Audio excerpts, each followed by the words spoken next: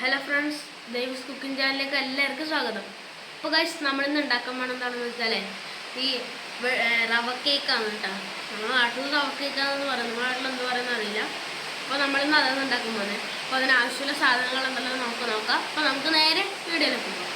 അപ്പോൾ ഞാൻ അതിലേക്ക് 2 കപ്പ് മൈദ, 1/2 കപ്പ് റവ, 1/4 ടീസ്പൂൺ ബേക്കിംഗ് സോഡ, 2 മുട്ട, പിന്നെ 1 കപ്പ് പഞ്ചസാര, ഇതെല്ലാം കൂട്ടിയിട്ടാണ് ഞാൻ ചെയ്യാൻ പോകുന്നത് കേട്ടോ.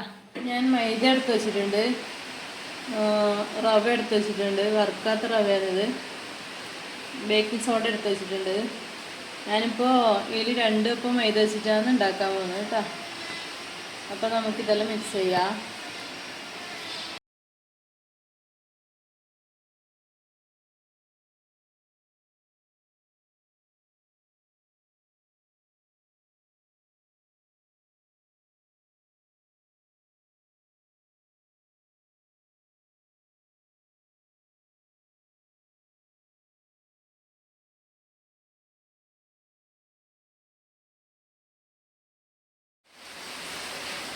പിന്നെ ഞാനൊരു 1/4 കപ്പ് പഞ്ചസാര എടുത്തിട്ടുണ്ട്, 2 മുട്ട എടുത്തിട്ടുണ്ട്, 4 ഏലക്കായ എടുത്തിട്ടുണ്ട്. അപ്പോൾ നമുക്കിതെല്ലാം ഒന്ന് പഞ്ചസാരയും ഏലക്കായും ഒന്ന് പൊടിച്ചെടുക്കാം.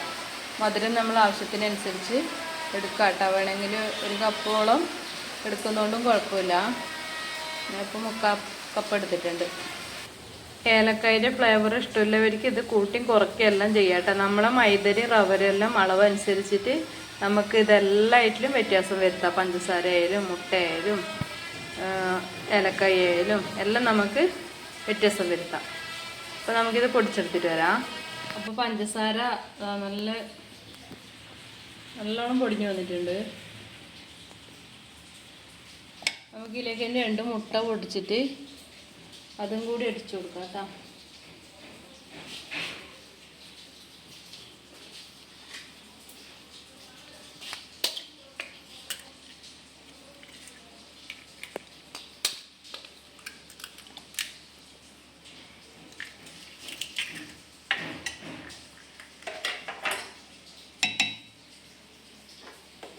അപ്പോൾ നമുക്ക് ഈ മുട്ടയും പഞ്ചസാരയും അടിച്ചു വെച്ചത് ഇതിലേക്ക് ഒഴിച്ചു കൊടുക്കാം. ഇപ്പം നിങ്ങൾക്ക് ഇതിൽ വേണമെങ്കിൽ കളറിന് വേണമെങ്കിൽ മഞ്ഞൾപ്പൊടി ചേർത്ത് കൊടുക്കുക കേട്ടോ. മഞ്ഞളിൻ്റെ പൊടിയോ അല്ലെങ്കിൽ കളറോ എന്തെങ്കിലും ഉണ്ടെങ്കിൽ ചേർത്ത് കൊടുക്കുക. ഞാനിപ്പോൾ ഒന്നും ചേർത്തിട്ടാ. കുറച്ച് നെയ്യ് ഒഴിച്ച് കൊടുക്കാം.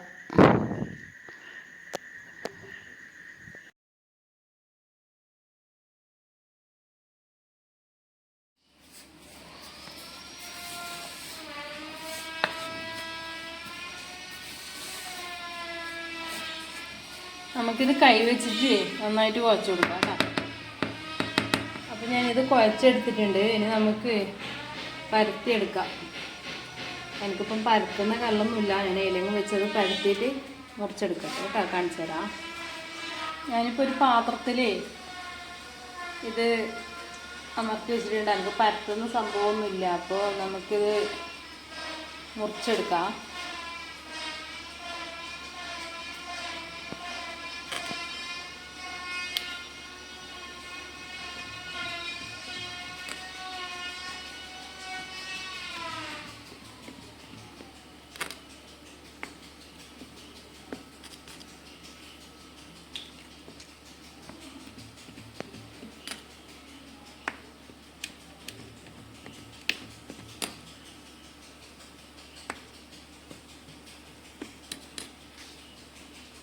അപ്പോൾ ഞാൻ ഇനി കുറച്ചെടുത്ത് ഇതിങ്ങനെ കീറിട്ട് കൊടുക്കുന്നുണ്ട് കേട്ടോ.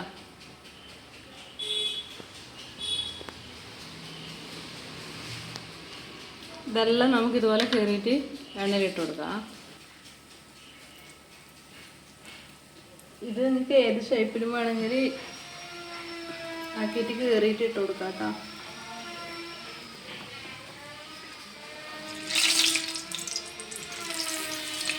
തീ കുറച്ച് സാവധാനം, അല്ലെങ്കിൽ ഉള്ളു പോകില്ല, പുറം വേഗം കരിഞ്ഞു കിട്ടും. അപ്പോൾ അതുകൊണ്ട് തീ കുറച്ചിട്ട് തന്നെ ചെയ്തെടുക്കാൻ വെച്ചു.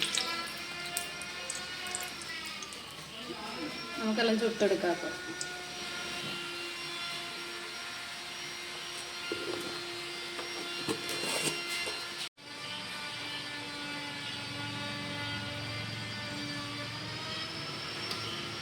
ചായയുടെ കറച്ച് വന്നിട്ടുണ്ട്. അടുത്ത് തന്നെ വാങ്ങാം. ഇതാട്ടോ കേക്ക്. നല്ല ചൂടുണ്ട്. അടിപൊളിയായിട്ട് വന്നിട്ടുണ്ട്. അപ്പോൾ എല്ലാവരും ഇതൊന്ന് ട്രൈ ചെയ്ത് നോക്കാം കേട്ടോ. നല്ല ചൂട്. എല്ലാവരും ഒന്ന് ട്രൈ ചെയ്ത് നോക്കാം.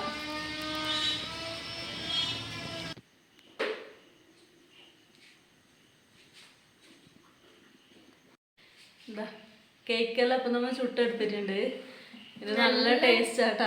സോഫ്റ്റ് ആണ്, നല്ല ടേസ്റ്റ് ഉണ്ട്.